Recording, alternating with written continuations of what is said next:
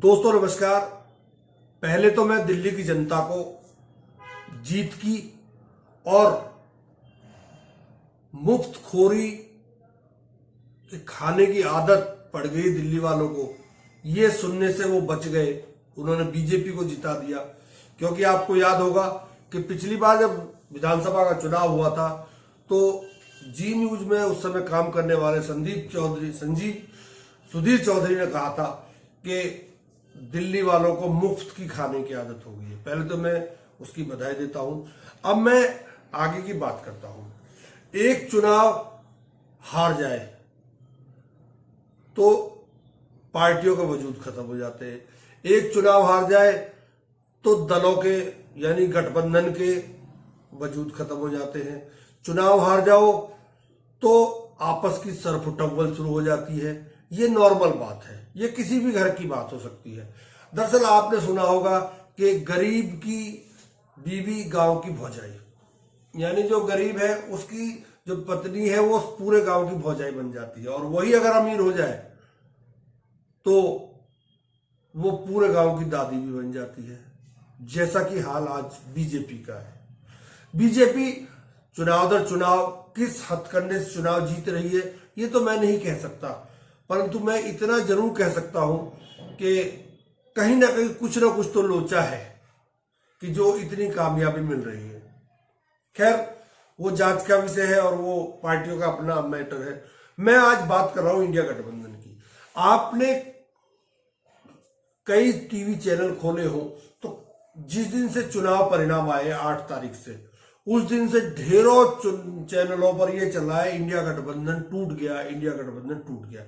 इस पर तमाम पत्रकार भी अपनी राय दे रहे हैं और बुद्धिजीवी वर्ग के लोग भी दे रहे हैं अपने अपने तरीके से, और कुछ लोग बचाव कर रहे हैं तो कुछ लोग खिलाफ भी बोल रहे हैं। जाहिर है खिलाफ ज्यादा बोलने वाले हैं, क्योंकि आजकल आपको पता है गोदी मीडिया का दौर है।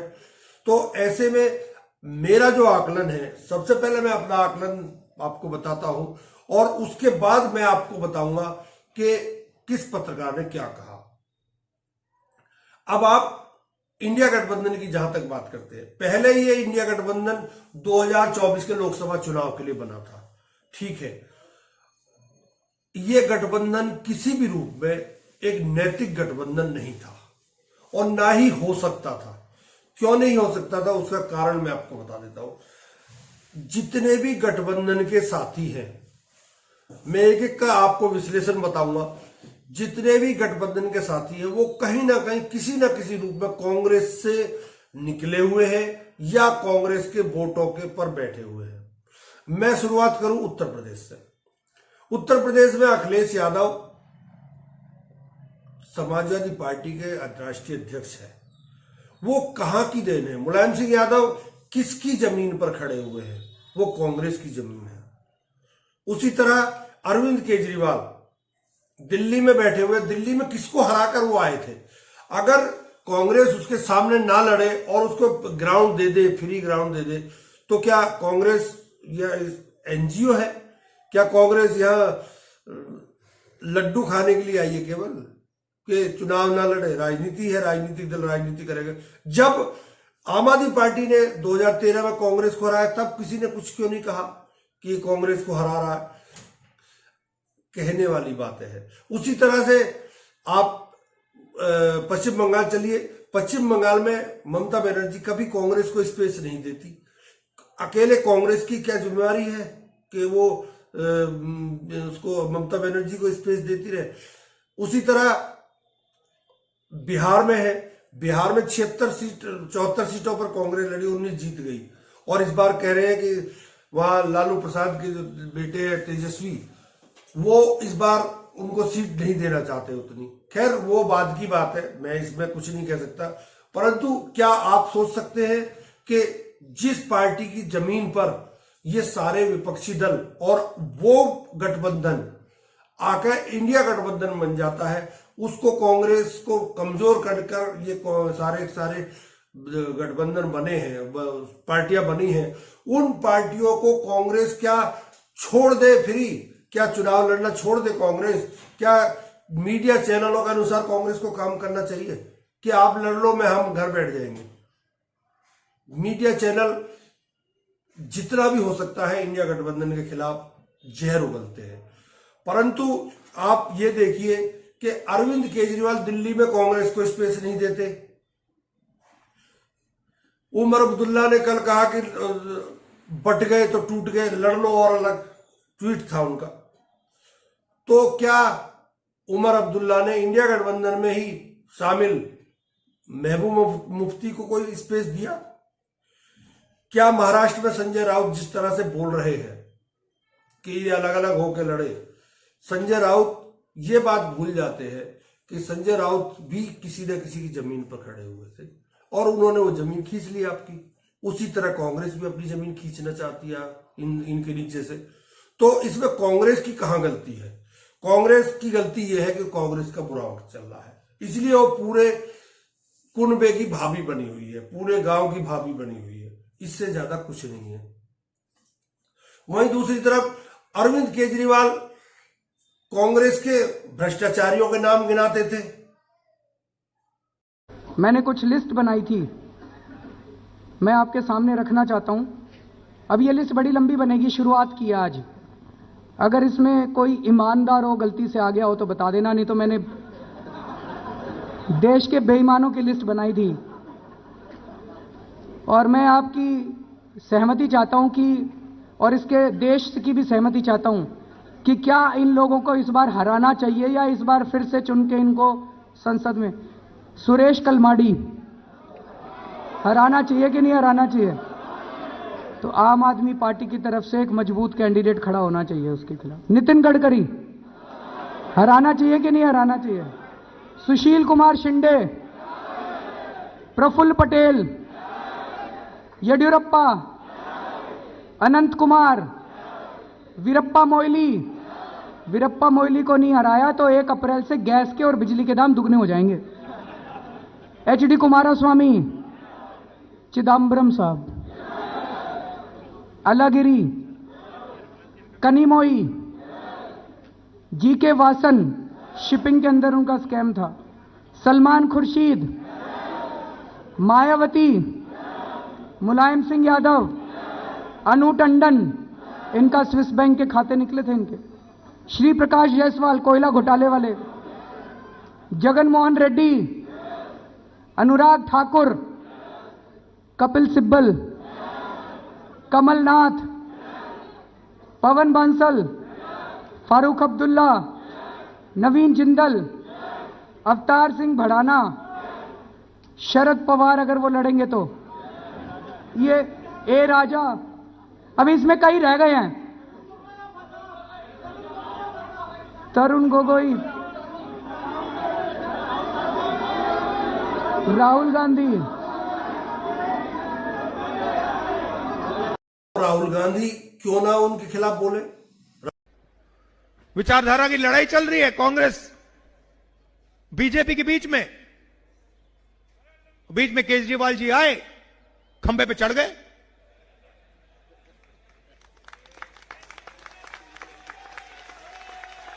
खंबे पे। अच्छा, वो अब दूसरी बात है कि भैया 5 साल पहले खंबे पे चढ़े थे, अब धड़ाक से ऊपर से नीचे गिर गए, वो अलग बात है। उन्होंने कहा था, देखो मैं खंबे पे चढ़ता हूं, मैं नए तरीके की राजनीति लाऊंगा, मैं दिल्ली की राजनीति बदल दूंगा, भ्रष्टाचार मिटा दूंगा, यमुना को साफ कर दूंगा, पोल्यूशन हटा दूंगा, मोदी को माफ कर दूंगा। हुआ क्या? सबसे बड़ा भ्रष्टाचार, शराब का स्कैम किया सिसोदिया जी और केजरीवाल जी, सबके सामने करोड़ों रुपए इन्होंने आपसे चोरी किए हैं। खिलाफ बोले, राहुल गांधी क्यों ना उनके भ्रष्टाचार को खोले। उस पर मीडिया चुटकी मारता है कि देखिए आपस में लड़ रहे। अरे भाई, चुनाव जब आपस में लड़ रहे हैं, चुनाव में दोनों पार्टियां आमने सामने हैं, 3 पार्टियां बीजेपी को मिलाकर, तो क्यों ना एक दूसरे पर कीचड़ उछाला जाएगा? ये तो उछलना तय है।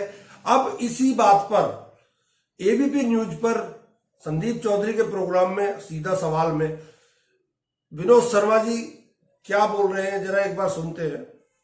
मंत्री दल हैं, हर एक ने कांग्रेस से सत्ता छीनी है। सबसे बड़ी समस्या ये है, अभी दिल्ली की बात हो रही थी आम आदमी पार्टी की। आम आदमी पार्टी ने किसको हराया था? कांग्रेस को हराया था, शीला दीक्षित को हराया था। और उसके बाद पूरी जमीन कांग्रेस की ली, कांग्रेस पर सबसे ज्यादा भ्रष्टाचार के आरोप लगाए। और कांग्रेस से सदीक्षा की अपेक्षा भी आम आदमी पार्टी करती है। भाई लोकसभा चुनाव के बाद सबसे पहले किसने घोषणा की थी कि दिल्ली में कोई गठबंधन नहीं होगा? गोपाल राय ने। तो आम आदमी कांग्रेस ने तो घोषणा नहीं की थी, सीधे अपना रास्ता अलग पकड़ा। हरियाणा की बात हो रही है, हरियाणा में 4-5 सीटों की 20 सीटें मांगी थी, बात बनते बनते 7 तक आ गए, 7 से नीचे उतरने को तैयार नहीं थे। और वो सही विनोद शर्मा जी पूछ रहे हैं कि हरियाणा में कोई सीट तो जीती नहीं कभी इन्होंने। और एक सीट लड़े अम्बाला वाली, वहां क्या हुआ? वो अम्बाला की कह रहे हैं हिसार की जो लड़ी थी, कुरुक्षेत्र की। दूसरी बात है, वो उमर अब्दुल्ला साहब उपदेश दे रहे हैं कि लड़ोगे कटोगे बटोगे। इन्होंने पीडीपी को कितना स्पेस दिया? दूसरे को तो उपदेश दे रहे हैं। क्या आपने जम्मू कश्मीर में तो स्पेस दिया? कॉन्ट्रडिक्शंस हैं क्या? ममता बनर्जी ने बीजेपी इनको स्पेस दिया? नहीं, यही तो समस्या है ना। नहीं तो एनडीए से, इंडिया को एनडीए से भी सीखने की जरूरत है क्या? भाई आज की तारीख में नीतीश कुमार की क्या ताकत है वो आप भी जानते हैं, वो बीजेपी जानती है, खुद नीतीश कुमार जानते हैं। 43 सीटों पर एमएलए उनके विधायक आ गए, चौथे नंबर की वो पार्टी है, पर 17 सीटें फिर भी बीजेपी देने को तैयार हो जाती है 40 में से। नीतीश कुमार तराजू का वो बांट है कि जिस तरफ ये तो देखने की बात है ना, कौन सा चश्मे से आप देख रहे हैं? झुक जाता है। आप दूसरे को कितना सम्मान देने को, आदर देने को तैयार है अपने गठबंधन में। सवाल सम्मान आदर का नहीं है संदीप, सवाल सत्ता का है। कांग्रेस जिस दिन 150 सीटें ले आएगी उस दिन ये इंडिया गठबंधन वाले चुप हो जाएंगे। आज बीजेपी अगर 100 सीट पे आ जाए तो अब एनडीए में देख लीजिए कितनी बिक्री शुरू हो जाएगी। सवाल तो ये पर वहां वो झुकने को तैयार होते हैं ना, नहीं तो वो कहते कि नहीं जी हम तो 30 लड़ेंगे। नहीं तो झुकने को तो कांग्रेस भी तैयार हुई। भाई यूपी में झुकती रही, बिहार में झुकती रही, 6 सीट पे लड़ी है बिहार में। कहां 71 सीट लड़ी और 19 सीट आई। नहीं, पिछली बार गच्चा ही तेजस्वी कांग्रेस की वजह से 42 लड़के 25 भी आ चुकी हैं। ये भी तो है, 42 लड़के 25 भी आ चुकी हैं। दोनों तरह के उदाहरण हमारे सामने है। अकेले लड़के भी निपट चुकी है, साथ में लड़के भी निपट चुकी है। तो दिक्कत ये है कि एक मुस्तकिल इंडिया गठबंधन की सबसे बड़ी चुनौती ये है कि कोई दल दिल से किसी को स्पेस देने को तैयार नहीं है।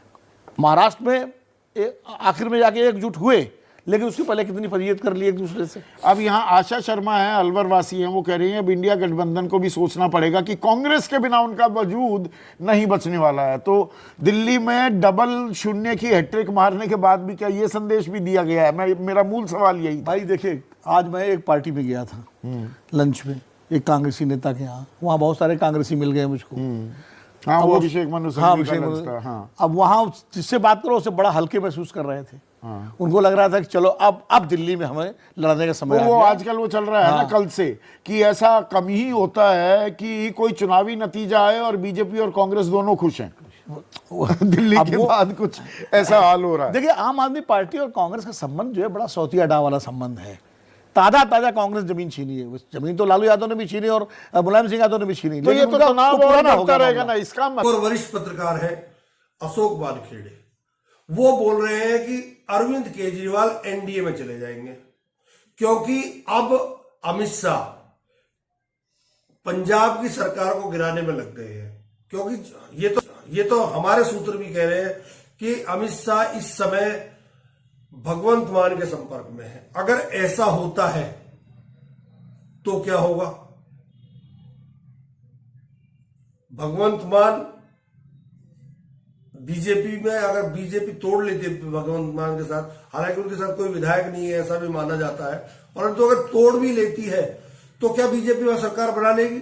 64 का वहां बहुमत चाहिए और इतने विधायक तोड़ना शायद भगवंत मान के बस का बात नहीं है।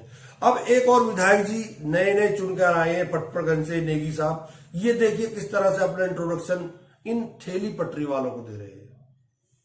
क्या नाम है सर? मेरा गुड्डू है। गुड्डू सर। वैसा नाम बता, दूसरा गुड्डू नहीं, कुछ और नाम बता। सर आधार कार्ड देख लीजिए। क्या मुस्लिम है?